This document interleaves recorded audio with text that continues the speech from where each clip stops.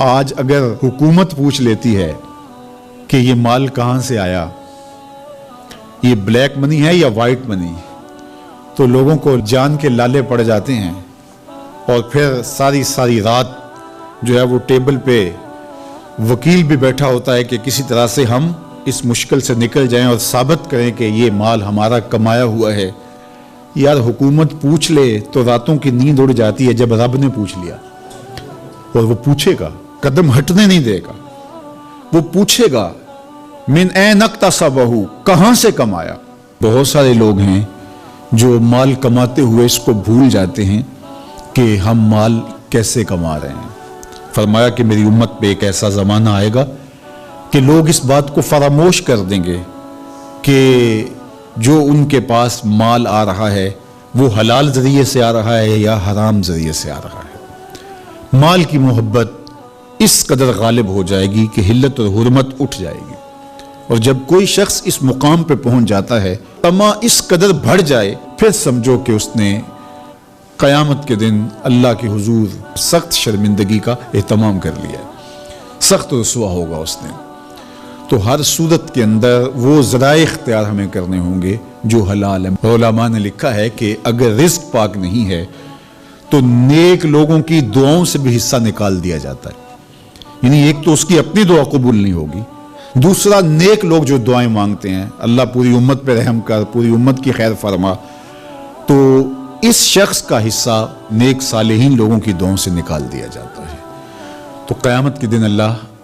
اپنے حضور سے بندوں کے قدم ہٹنے نہیں دے گا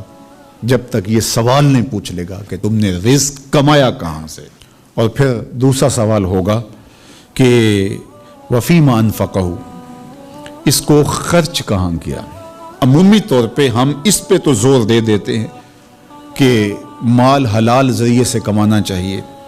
کسی سے زیادتی نہیں کرنی چاہیے، جھوٹی قسم سے مال نہیں کمانا چاہیے، کسی کو دھوکہ دے کے مال نہیں کمانا چاہیے، مال کمانے کے ذرائع اچھے ہونے چاہیے، یہ اس پر تو ہم توجہ دیتے ہیں۔ لیکن سوال یہ بھی ہوگا کہ صرف یہ مسئلہ نہیں ہے کہ تم نے کمایا کیسے، یہ بھی مسئلہ ہے کہ تم نے مال کو خرچ کہاں کیا، مصرف کیا تھے اس کے، فضول خرچی میں، اسراف میں، تو وہ مال حلال کی کمائی تم نے ضائع تو نہیں کر دی۔ ہمارے مالک نے تو ہمیں جو مال ہے اس کو بے وقوف لوگوں کے ہاتھوں میں دینے سے منع کیا ہے۔ بچے ہیں جو مال کے مصرف کو نہیں جانتے، اس طرح گھر کی وہ خواتین جو مال کے مصرف کو اچھی طرح نہیں سمجھتی اور فضول خرچی کرتی ہیں، تو شوہر کی ذمہ داری ہے کہ وہ اخراجات کنٹرول کرے۔ یہ اس آیت کریمہ کی شرح کے اندر علماء نے لکھا کہ بے وقوفوں کو مال نہ دو، چونکہ وہ اگر غلط جگہ پہ خرچ کریں گے جہاں خرچ نہیں کرنا چاہیے تھا تو اس کا حساب آپ کو دینا پڑے گا۔